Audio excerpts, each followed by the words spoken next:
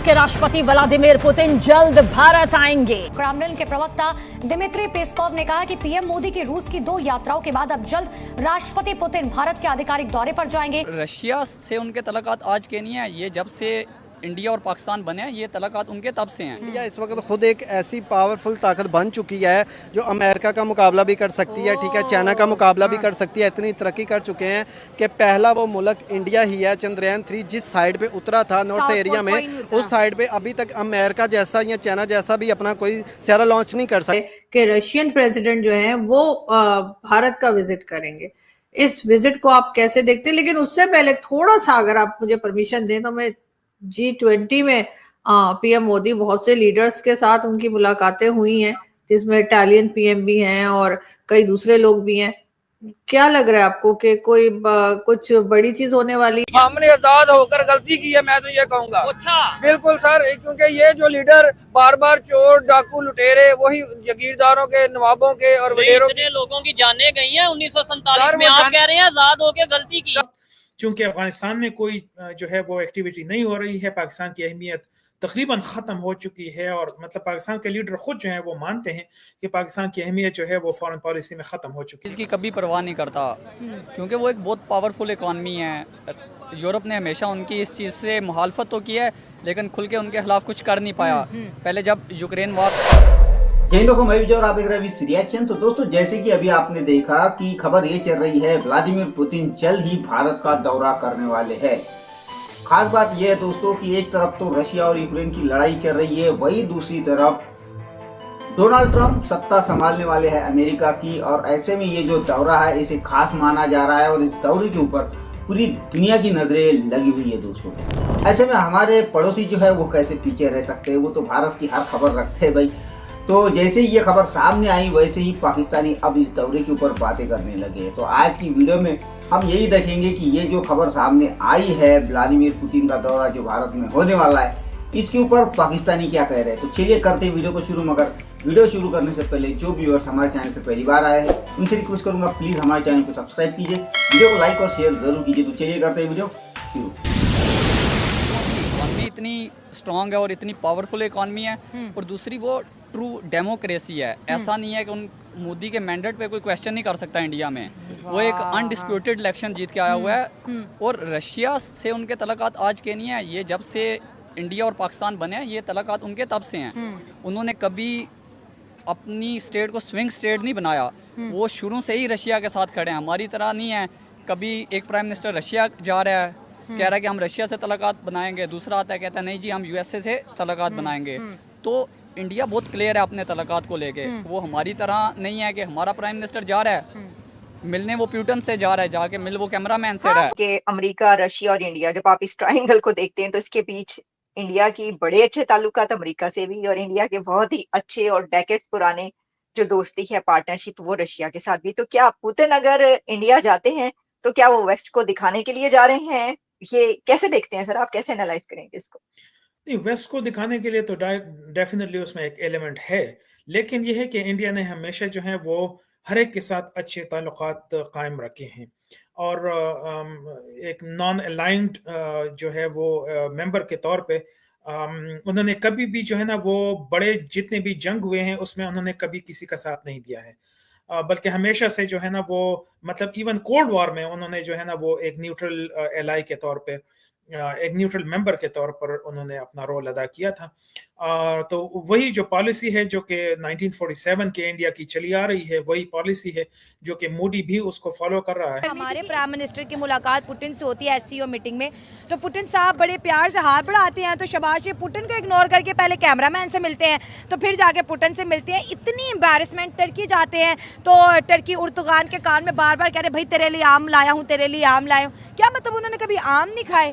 क्या क्या क्या बिहेवियर है ये? तो चलो प्राइम मिनिस्टर तो नालायक है ही है, ये तो फॉरेन ऑफिस वाले लोगों का काम है। प्रोटोकॉल उसको फॉरेन प्रोटोकॉल सिखाएंगे, भाई आप प्यूटन से मिलने आए हुए हो, कैमरामैन से नहीं मिलने आए हुए।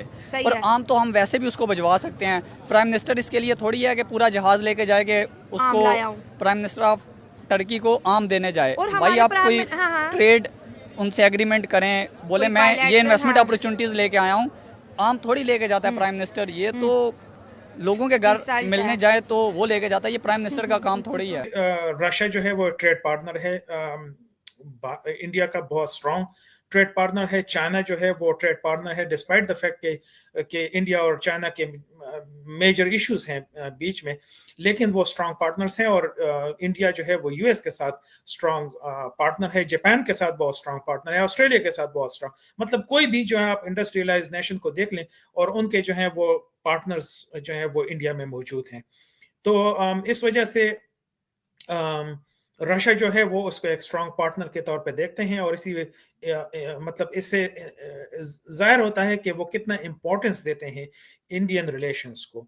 तो ये मेरे ख्याल में इंडिया के लिए भी अच्छी बात है और रूस के लिए भी अच्छी बात है। कंपैरिजन शहबाज शरीफ और मोदी साहब का बनता नहीं है। मोदी साहब बहुत ही सीनियर हैं और बहुत ज़्यादा उनका तजर्बा है सियासत के अंदर और बड़े अच्छे काम उन्होंने किए हैं अपने मुल्क के लिए।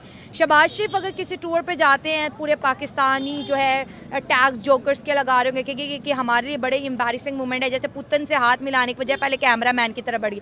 1 मिनट के लिए भूल जाते हैं कि हम प्राइम मिनिस्टर, हम 25 करोड़ लोगों को रिप्रेजेंट कर रहे हैं। दूसरी जानिब अगर मोदी साहब जाते हैं तो बड़ी अहम बात करेंगे, दुनिया उनको सुनती है, दुनिया उनसे घंटे घंटे की स्पीच करती है। जो रशिया के अंदर जो डायस्पोरा इंडिया, वो भी उनसे मिला और उन्होंने कहा कि ये सेंचुरी जो है ये भारत की है। ये पहले मोदी कहता था, अब पूरी दुनिया कह रही है। तो विजन बड़ा वाजिया है। बेसिकली देखिए, हर इंसान की अपनी राय होती है। मैं as a individual, as a Pakistani, जो मेरी जितनी भी आप कह सकते हैं पाकिस्तान के साथ हमदर्दी हैं, ठीक है। ओवरऑल हम अपने, हमारा जो वज़ीर आज़म है उसको हम इंडिविजुअली खुद तो क्रिटिसाइज़ कर सकते हैं, और दुनिया के अंदर जो है हमें उनकी रिस्पेक्ट करनी चाहिए ओवरऑल। जब भी यहाँ से किसी भी टूर पे जाते हैं, वो किसी भी वज़ीर आज़म की इंसल्ट नहीं होती, बेसिकली वो एक नोशन की, एक कौम की इंसल्ट होती है। यूक्रेन रशिया वॉर खत्म होता है तो कहीं ना कहीं रशिया चाहेगा कि रिलेशंस जो हैं वो यूक्रेन के साथ किसी तरीके से नॉर्मलाइज हों। तो ऐसे में कौन एक इंपॉर्टेंट रोल प्ले कर सकता है, ये बताइए।